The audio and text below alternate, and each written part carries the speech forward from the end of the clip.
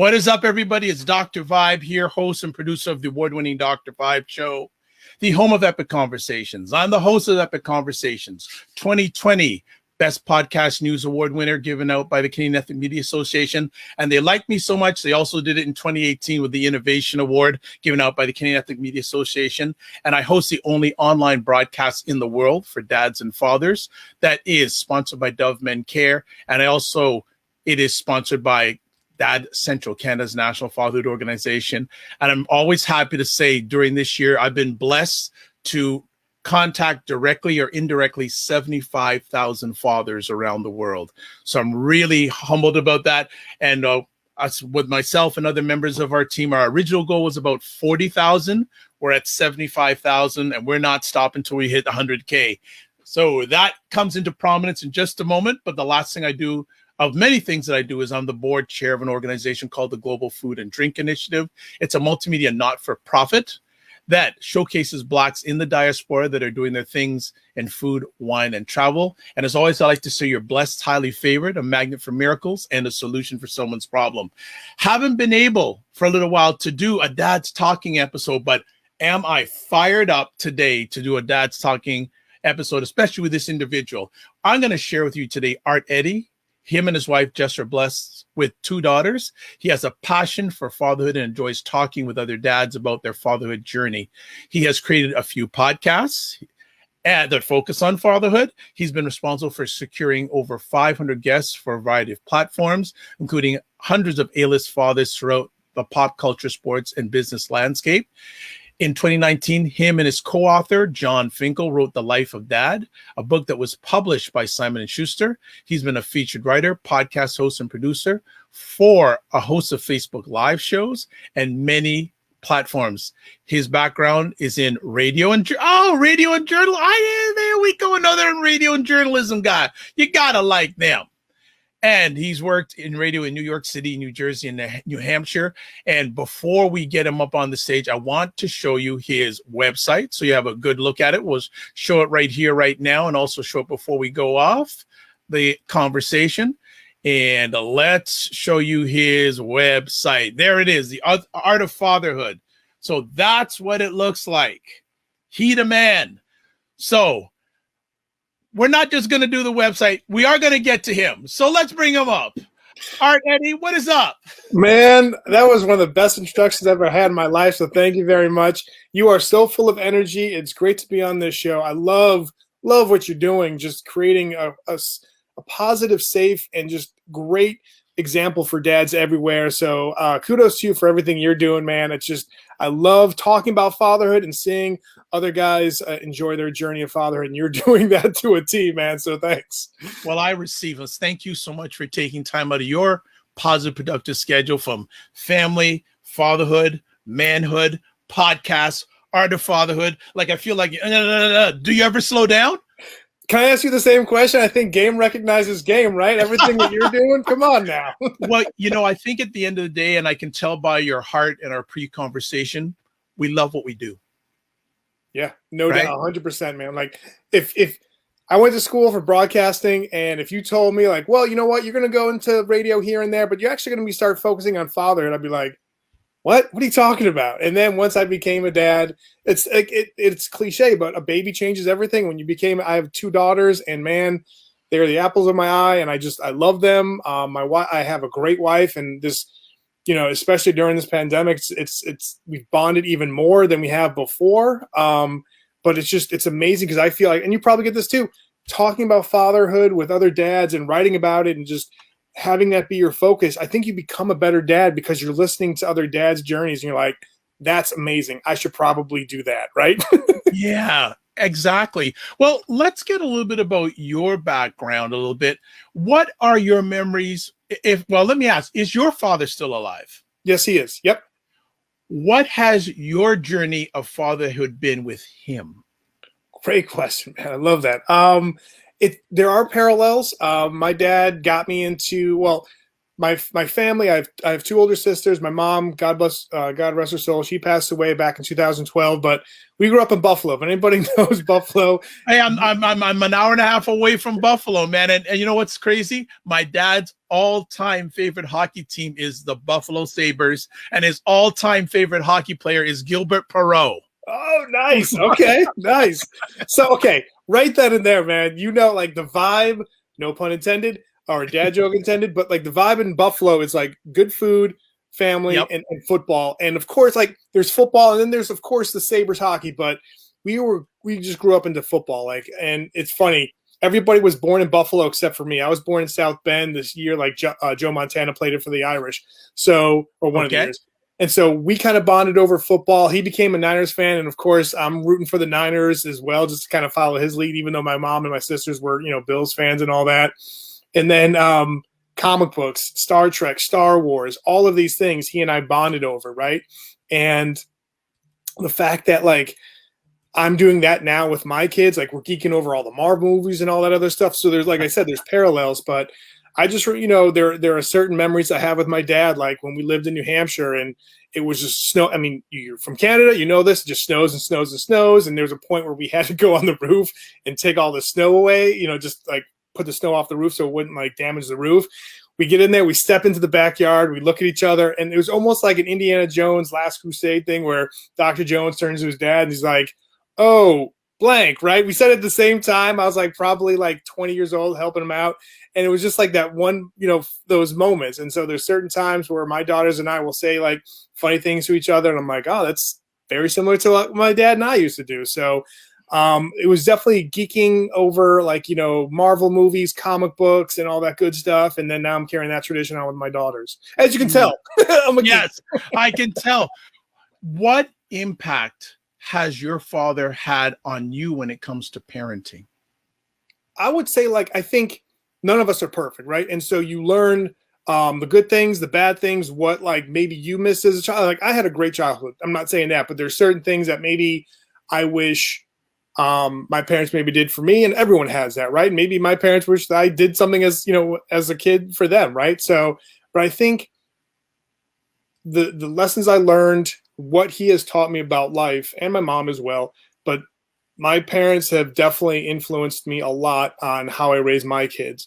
And for better, for worse, I think my kids will say like, I'm doing a good job. And they'd say the same thing for my wife, that she's doing a good job as a mom. But I think there are certain things that I've learned like, oh, okay, yeah, this is what they like. You always had to think like, man, I'm sounding like my parents. Like I went downstairs last week because like my wife and I work from home during this pandemic. Yeah. I always work from home, but my wife is there working from home here now. And my kids got a few more weeks before school starts back up, but everybody's upstairs. I take a break to see how everybody's doing. All the lights are on downstairs. And I'm like, is anybody down here? Knowing that no one's down here, I'm like, why are the lights on? And I'm like, this is something my dad would say. So it's just those funny dadisms that all of a sudden you're doing, right? Yeah, I can relate. When growing up, my father was a teacher, and he was a public school teacher in the same public school for 38 years. Yeah. And when he would come home, 9 times out of 10, the first thing he would do is put on his pajamas.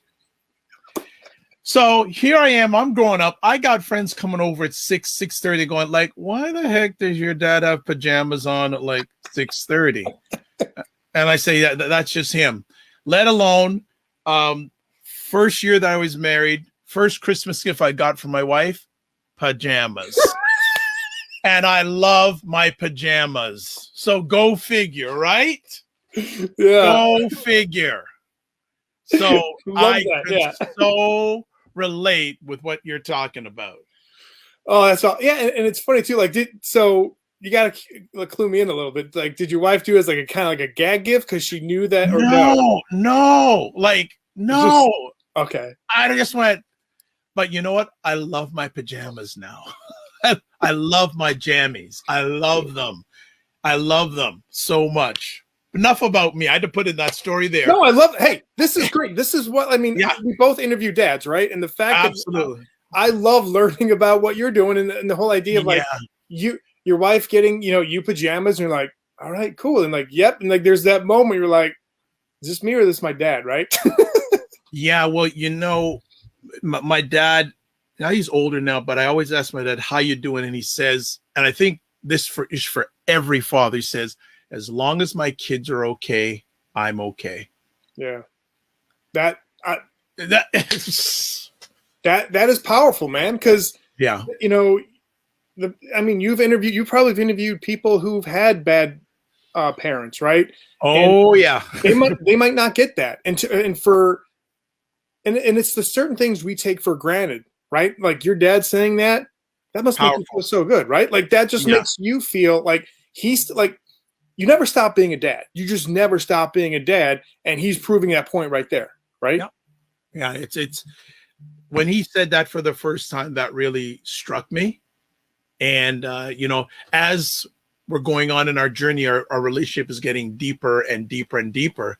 And just the things he shares with me now, and it's just like, wow. And I have a group of guys, my core guys, a number of them don't have their fathers anymore. And the thing is, they treat him like they're his dad, which is humbling to me. Yeah. They love spending time with him. And that it must be an honor for him because, not only did my mom pass away, but my wife's mom passed away. So my daughters thankfully still have their grandfathers, right? My dad and my father-in-law, but then they don't have grandmas, right? They don't. And like when we would like go to bring, lunch to them, we could have like they're going to be now both in middle school, but at elementary school, we'd come and, can you bring Chick-fil-A or can you bring Wendy's or something like that instead of like, the peanut butter and jelly sandwiches. We would go there and, I would see like grandmothers hanging out with them for lunch, like with their, grandkids. And my daughters would sometimes like, I miss not having my Gigi or my Mima. Right. But my wife's aunt, who actually lived in New Hampshire when we were living in New Hampshire, she was like now the surrogate mom, right? And or the surrogate grandma. And it's great because she fills that role in nicely. And it's just warm to have that feeling that my daughters can have that somewhat grandmother feel to it. So there's like, just you saying that just kind of brings me to the fact that like my wife's aunt and her uncle is just, they're great people. And just she fit in that beautifully. Like they'll do stuff together. They'll learn how to sew. They'll do all these things. And it's like, yeah, we could teach them that, but that's almost like something that a grandmother would teach them. So it's great that they have that. Since we're on the subject, because we're just chopping it up a little bit now, is how important, and this is, I want to get your thoughts from your heart for fathers out there. How important is it fathers have a relationship with their fathers if their fathers are still on this earth? I think it's important. And I think that as I get older, right? Like I felt like I moved around a lot as a kid. And I'm sorry, I'm going to kind of take you on a journey before. No, it's okay. No, it's all right. It's all right.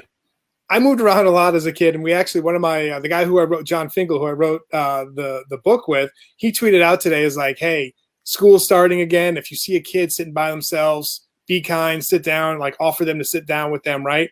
And so I knew that moving around, like you kind of like I was always like the class clown, trying to be like the extrovert, like just trying to like, hey, look at me, I'm the new kid, but I still want to be friends and all that other good stuff.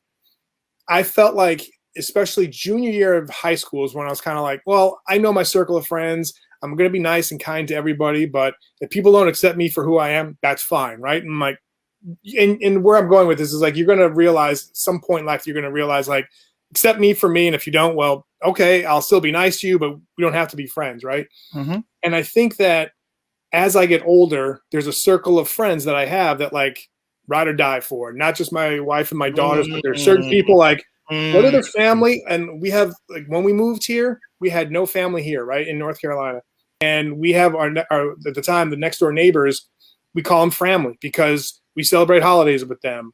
We care, we care about their kids. They care about our kids. We're great. Like, we really love them. And we treat them like, yeah, they're friends, but they're also family. So they're family, right? Yeah. So all my, like my sisters and my dad live up in New Hampshire, and do we see each other a lot? No. I'm the one usually, calling, my dad and all that other stuff. And it's just like, you realize like you have to be like, if you want a relationship, go out and get it, right? And go and make sure that you're creating that relationship. If things are getting in the way, like, the whole idea of like cats in the cradle, like maybe you're like someone listening to this, like their dad's talking, like trying to call them and they're not picking up, like, I'll talk to them later. maybe that dad was like, hey, I want to reach back out, or I want to like hang out with you. I think it's always great to have your parents in your life. Again, going back to the people that we've talked about, like there are certain dads I've talked to, like Jeff Foxworthy. He broke the cycle of abandonment because his grandfather abandoned his dad and his dad abandoned him. Even though he was on the road trying to make a name for himself, going flying here and there, he'd always be back, take his kids, take his daughters to school.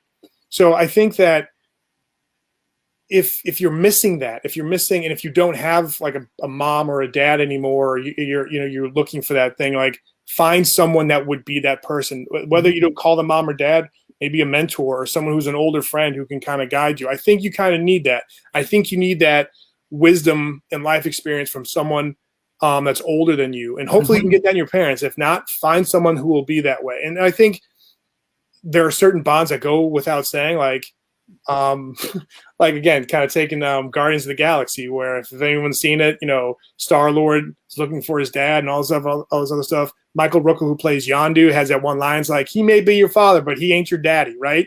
And it's just that point where like Yondu raised Star-Lord, and it's like, or Peter Quill, Star-Lord is his nickname, but it was just like, you got to find that person who wants to take care of you, who's older, who will be like, hey, I'll put you under my wing. What do you need? And sometimes you'll know, like, as you get older, maybe you don't need that much help, but when you do, that person will be there for you. Hopefully it's your parents. Hopefully it's your dad. If it's not, find that someone that you can like bounce things off of, that has life experience, that won't push your question away just because they don't have time, because they'll make time for you if they're that person, right?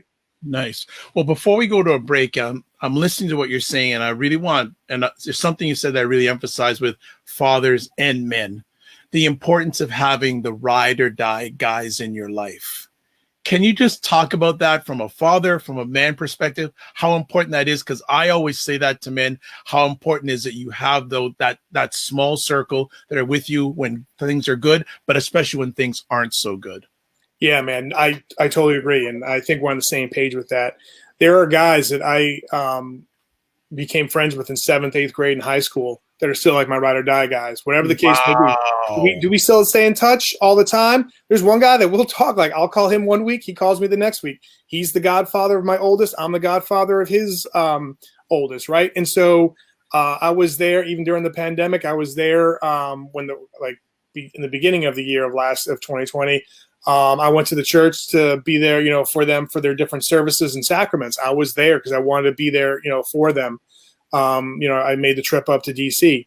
So there are certain guys that you have, like, you can call anytime or just be like, hey, bounce things off of. And I think you need that. And these guys are the guys that you can pick up the phone at like 1 o'clock in the morning, they'll pick up. Yep. And if there's that one guy that I'm talking to every week, but then there's another guy that we might share funny GIFs or GIFs or whatever you want to pronounce them on our phones, and just do like random stuff. Like, he's in my fantasy football league. I'm the commissioner. He sent me the money right away, and he's like, I'm the first one, just like Fast Eddy, because I used to get my stuff done in high school, right? And he's like, am I the first person to pay? I'm like, nice job, man. Fast Eddy would be proud of you. So nice. There is the importance of that, because you need that. And not only is it great for yourself, but it's great for your kids to see that, hey, look at dad. He's got these guys, they're not traditional uncles, but they'll call him Uncle Stump or Uncle Brian or whatever the case may be, because they're that tight and that family, so to speak. And it's also good too, because my wife has the same thing with her friends from grade school and high school. And when we were dating in college, we had one night, we would just like, it'd be us. And the next night it's like, you go hang out with your friends, I'll go hang out with my friends. And you need your art time, you need your dad time, you need your husband time, right? Mm-hmm. And that will make you complete, and that will show, and because everybody needs that. And if you're showing that role model showing that model to your kids, it's like, there's relationship you, and then there's like, when you get to that stage, parent you, but make sure that I think the parent me and the husband me takes more of my time, and I'm happy for that over like the individual me, but like, I embrace those roles, but make sure you have your own time, because then you go a little crazy, right? Yeah. Well, before we go to break, I'll just add on to your story about, it's interesting. You have some friends you've had for a long time, and I don't think that's common for a lot of fathers or a lot of men. Yeah. So before we go to break, I'll show you this story, and I've shared it with others before, but about 2 years ago before the pandemic, I took my dad to his best friend's birthday party, and his best friend at that time was turning 85. And at the end of the evening, the birthday man's daughter said, does anyone have anything they'd like to say? So my dad, being a teacher and all this kind of stuff, he's first up. Yeah. And he said two things that rocked me. He said, first of all, he said, I've known this man longer than anybody here, even his wife. And then he said, he's been my best friend for 70 years. Wow. When I heard that, I went, I don't know if I'm going to live to 70. I don't know if I can tolerate myself to 70. Yeah. And these are two gentlemen that have known each other in two different countries for 70 years. That bond is amazing. That's a strong bond. And that's what people would, strive for, right? They would love to have something like that. Yeah. So just want to end the first half on that story. We're going to take a quick little break. When we come back, we're going to find out, where the heck did this Art of Fatherhood come from? Where did it just pop up? So we're here with Eddy, the Art of Fatherhood on Dad's Talking. Keep it locked. We'll be back in just a sec. What is up, everybody? It's Dr. Vibe here, the award-winning online host and producer of Dad's Talking. Dad's Talking is an online conversation that I'm having with dads from around the world. Here's a look at some of those conversations. There are programs out there who will help you. There are people out there who can help you understand your child better, yourself better, your role in life better, how to be more successful. And I said, hey, Toad, what you doing here? And he said, bro, are you okay? And in that moment, I realized, I was like, no, I'm not. And all they kept saying is, God said, hold on a little bit longer. And they just held me. They fed me, they held me, and then I went back to my boy's mama house and went back to sleep. It's just finding something that you can relate to and relate on, finding something you can talk about, that common ground. That's where that relationship's forged. Check out the conversations via the website address on the screen, the Dr. Vibe Facebook and YouTube pages. We are back with Eddy. We're chopping it up. And I had some questions I just threw them out. I threw them out in about 30 seconds. I was having so much fun. But now we're going to get a little bit serious. All right. We're serious, but we're a little bit scripted. How did Art of Fatherhood get on the map? Yeah, man. So, again, my radio days, one of the guys that I used to work in radio with, Mike, he had a friend named Tom, and he had his own fatherhood website, right? And he brought me into the fold, and he was like, hey, I know you guys do podcasting. Mike's not a dad yet, but you are. Would you like to be on, work with us and all that other stuff? I was like, yeah, cool. So me, Tom, and a few other guys, we kind of ran the site called Life of Dad. And my first article there was kids are like velociraptors, just in the sense of like where they know the weaknesses are and all this other stuff. And I had like a funny story about like helping my one daughter use the bathroom or the potty, and my other one had crayons and just like started coloring the new door we just got from Lowe's. And it's like, oh. And it's like, then like I was like, no, we don't do that. And then like she found another place to like draw on while I was still helping my other daughter. So it was just like, it was always like, they're always listening. They're clever girls, they're clever kids, clever boys, and all that other stuff. And then I started doing a podcast on that site. And then I wanted to see if I could do it on my own, like soup to nuts. I want to see if I can run a site, do all the content, do all the sales, all that good stuff. And just because I like to do the dad jokes, Art of Fatherhood, right? My name's Art of Fatherhood. There we go. So it's pretty much the same thing I was kind of doing, but just on my own terms, and I just love talking to dads, just like yourself. You run an awesome show. I try and, do the same thing where I'm just talking about their fatherhood journey, seeing like what, makes them tick as a dad, and like, how is that inspiring their lives and their careers and all that. And then I'll have, every Tuesday, I have an article called Dads Are Doing It Right, where I just kind of showcase dads in the community. Doesn't have to be famous, doesn't have to be whatever, but they're doing things like this. Today is, since it's a Tuesday, we're recording this on a Tuesday. This one is talking about dads being, showing the world to be more inclusive. One of them is dealing with their son who's in a wheelchair, and some of the cars in a parking lot were parked in that blue line section, and they couldn't get their son up the ramp and all this other stuff. And he's like, hey, they're there for a reason, right? And then there was a couple other stories about like mental health. And unfortunately, and we've seen this, I know you've seen this, I've seen this, where a child, one of the things you never want to do is bury your own child, right? And one of the dads I wrote about, his daughter committed suicide. So it's just about like he raised awareness for mental health and all this other stuff, right? So just getting that out there, making sure that you know that there's the highs and lows of fatherhood, and making sure that these dads are doing it right by trying to be not only there for their families, but also making news in the most positive way out there, being like, hey, my son or daughter is doing this. And it doesn't have to be about disability or mental health. There'll be, that series where I talk about dads who are cooking with their kids or dads who are building things with their kids, whatever the case may be. But we're in this fatherhood space, so we know that there are great dads, but I think sometimes people like Homer Simpson deep down was a great dad, but he had that doofus mentality. He'd go back into the bushes and being like, I don't know what I'm doing. You got it, Marge, right? So we're still fighting that. Yeah. Even though there was, I think, in the beginning, maybe like 4 years ago, there was that uptick where like everybody was like, I want like to promote dads. I want to have dads being in the limelight and all this other stuff. And I think that kind of has gone away. I mean, a lot of more stuff has been happening in the world, but I think we're still here trying to promote good dads.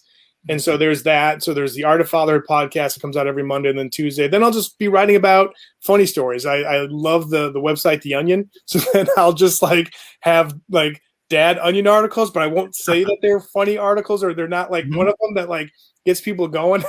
I said, dad creates a petition for families to get to the airport 8 hours in advance of their flight. And some people were taking this as gospel, like this was like a real thing, but I just made up a guy's name and did that. So it's just like funny things like, being the stay-at-home dad and taking my kids to the park. You see sometimes back in the day, moms would kind of ostracize you being like, what's that guy doing here? I'm like, well, I'm with my kids. Right. Mm-hmm. So I wrote this article about like how this dad, again, like a dad onion article, where a dad rents out a park for the whole day and has bouncy houses, clowns, and all this other stuff. And when the mom group comes in, he's like, "Sorry, you're not able to play today." So wrong, so wrong. Yeah, no, right. So wrong. And then and that, because again, that's where the class clown, role comes in. And then my oldest, she was like, my girls love to read. We do like, fan fiction, all of those stuff. And she's like, hey, can I do an article with you? So she and I have created 3 articles now where we talk about pop culture, wow. We do reviews and stuff. Wow. And then I just, write about other things. Well, other things that like I'm a sneakerhead, I'm like a geek. So anything that kind of, tickles my fancy, like I might, write about as well. But it's mostly geared around fatherhood and making sure that, dads are appreciated just as moms. And don't get me wrong, like don't get it twisted. Like just as like the stay-at-home dad, like people do the side eye to, moms who are in the workforce being like, well, don't you want to be home with your kids? We need to change that dynamic. Whatever works for you. We don't live in this Instagram world where your family might work one way and it's healthy and positive for your family. Our family might work a different way, but it's the same thing, positive and healthy for them. Don't worry about what the other person's doing. As long as they're not hurting anybody and they're being positive people, let them do it. And if the mom wants to work and the dad wants to stay home with the kids, that's their decision, right? So those are some of the narratives that I think that we're trying, especially for me, and I think you are too. Well, I know you are, where you're just trying to be like, hey, everybody's different. Everyone's got their own way to run the family. And if you're trying to be successful and positive and loving, ain't nothing wrong with that, right? Yeah. Well, as I tell everyone, fathers are not Supermen. They're just Clark Kents want to get a little bit better each day. Love it. Love right? it. Yeah. Just Clark Kents want to be a better each day. Let me ask you if you can give, I know you've had many, but what are 2 or 3 special moments you've had on the Art of Fatherhood journey?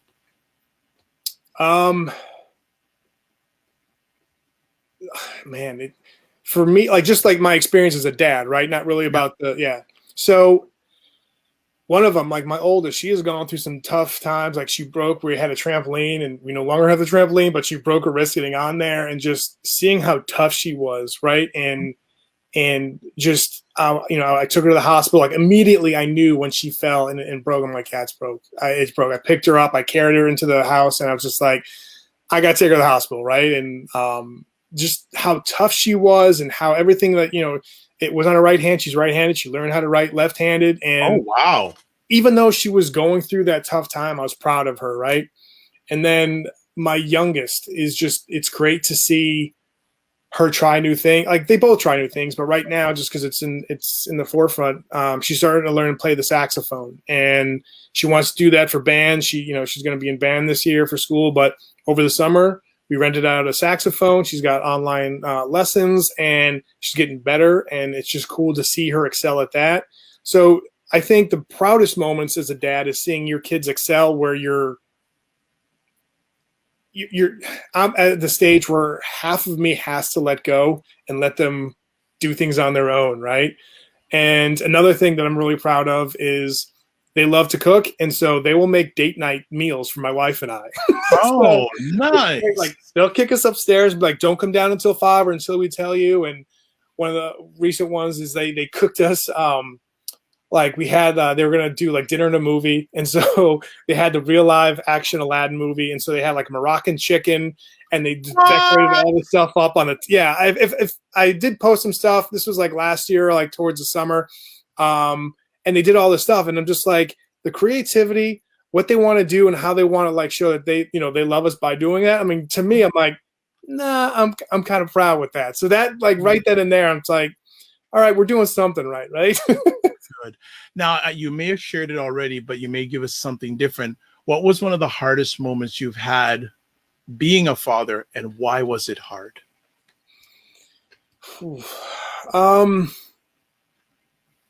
Kind of just going back with not just maybe the broken arm, but there was a scare that there was something wrong with my older daughter's neck, and so we had to go there, and it was a tough time. So when we found out she was going through that, my appendix burst, and I didn't really know it. Oh my gosh! So it was weird. Everyone's like, "How did you know your appendix didn't burst?" But like, I went for like I thought like I was having just like maybe digestive problems or just some gas, whatever the case may be, is right. But I remember like one day I'm like, I should probably go get this checked out, and I just went from the doctor to like X-rays, and they're like, "Oh, we need to operate on you today. Your appendix burst. Sorry, how much pain are you in?" I'm like, I don't know. But like during that time, my oldest saw me in the hospital and all this other stuff, and she got nervous in her neck. She had like torticollis, I think, where it's like, stiffness in the neck. Mm-hmm. And again, my wife's aunt, who's like the surrogate grandma, right? She comes down, takes care of my youngest, because this is like we just moved here. It was like the summer that we just after we moved here in the winter, and so I'm in the hospital. I got stuff tied to me. I can't really leave just yet. And I get a call, and it was some serious stuff about my oldest that we were like, oh my gosh, I just want to rip all these cords out and go. I couldn't do anything. And the fact that, the nurse, he was like, hey, I know it seems like something's up, but you need to take your time. And if we let you out right now, you'll probably come right back in. Like you need to be, we want you to be 100%. So being there in that hospital room with everything that my wife was dealing with and all this other stuff, like that was tough because I couldn't be there. I couldn't be the quote unquote rock, right? Or wherever they needed to be at that time. So that was one of the toughest times because I was like, new area, all this stuff going on, hospital related. And I'm just like, I can't do anything. I'm stuck in this bed, man. So that was a tough thing right there. I can imagine. In your journey so far, are there things you wish you had done differently as a father? Yeah. I mean, there are times, and I even wrote about this too, where there's like almost watching my interaction with my kids, and I'm like in a third, like I'm just seeing it from a third party. I'm just like, just let it go. Like this doesn't really mean anything. You don't have to like stand, like you don't have to die on this hill for something stupid or whatever the case may be. And it's just the point where the more realizations I have of that, you realize it's like, let it go. Cause I'm very like, they call me the sheriff. It was something that, like I'm very regimented. I have a routine. It kind of helps me with the art of fatherhood and being a dad, but there are certain times with the routine and some other things let it go. So like, I need to learn to like, just kind of chill sometimes and let things go. And don't feel like I always need to win the argument, or not argument, but just win, like you have to do it this way. And it's like, no, you should see it from your kid's perspective. And that thing is like maybe borderlines on patience, issues, whatever the case may be. But like, that's the thing where it's like, it's tough because like I need, especially as they get older, like you got to let go, and you need them to fail, even though you don't want them to fail. Right. And you got to let them make their own decisions sometimes. And that's tough because it's like, I know what you're going to do, but you shouldn't. Like, all right, you need to do it. So that's tough. That's tough right there. Yeah. Want to ask you too that, you mentioned you've been a father a few years now. Do you think the new fathers of today have it easier or harder than when you were a new father? Oof. and this is not like a cop-out answer. I think every generation deals with something good and something bad, right? Sure. Just I'm reading a book right now, and this gentleman that's writing it's about fatherhood and football and other things. He's talking about growing up in the 70s where his kid, like, he never had any cell phones. Him and his friends would be out, like, not near the home, just playing football, doing whatever the case may be, fishing, whatever. And you just come home and the lights on. There was never like, you had no worries. And there was like people around, neighbors would like help someone out. They thought something was like off kilter. It's like, this doesn't look right. Maybe this kid needs help, right? Nowadays, you probably don't have that because everybody's like stuck to their phones, not even paying attention, right? Sure. And so I think growing up back then was a little bit easier and more innocent, if you want to say that. But now I think there's pluses and minuses, but I feel like sometimes you have to look at, like, when I grew up, I would love for my kids to grow up in the era that I did, because it was right around, like, 80s and 90s. Mhm. Technology was kind of coming through, and you're like, all right, cool. You can like still like mostly play outside, but sometimes you could like, I mean, who did you know at that point, like, you needed to be on AOL Messenger for, right? You didn't know anybody. You didn't know anybody. Now people are moving around a lot and all those other things, so you can stay in touch, and like you don't have AOL anymore. You don't have those discs you would get in a convenience store. You just have FaceTime. But I feel though, like, even our generation, like, it's going to be tough. Like, my kids don't have cell phones. My kids don't have social media. It's like, you don't need that. Wow. You had so many. Think about when we were kids, right? And how many eyes we felt were upon us. Now they have those many eyes, but just times it by a million if they have social media accounts, and people might have negative thoughts. You might not even know this person, but if this person is like 10 years, this kid like 10 or 11 or 12, 13, 14, and says like, oh, they say I'm ugly. Oh, they say I'm this or that. Like, you're never going to meet this person. This person is a keyboard gangster. This person wouldn't say things in front of you if say the same thing they would say online if they saw you in person, right? Most of the time. Right. Nowadays, you're wondering if people will say whatever. But I'm just saying, like, this is such a tough time. So I think kids who are like have newborns right now will hopefully be able to navigate like the pain that they were going through at the time with social media and all this other stuff. Everything is good and bad. You got to kind of be on the border of moderation for everything, right? Yeah. But I just think it's just tough right now because there are so many. Man, I sound like such like that old man get off my hill, but like get off my lawn thing. But like, I just feel like there's so many dangers right now with like just not just the internet, but just so many things where neighbors might not even care if your kid is walking in the street or something along those lines, right? So exactly. I think I would probably say it's tougher for kids, for parents now who are just having kids, because I don't know, like, I think there's going to be more and more things that are going to be like trying to grab that kid's attention, where back in the day we had maybe 15 things. Now kids have 1,000 things, right? Right. Well, I won't keep you too much longer. I'll ask you one or two more questions. You are one of those people that have a lot of interaction with fathers. How, from your lens, how has the pandemic impacted fatherhood? Oof. A lot of different ways.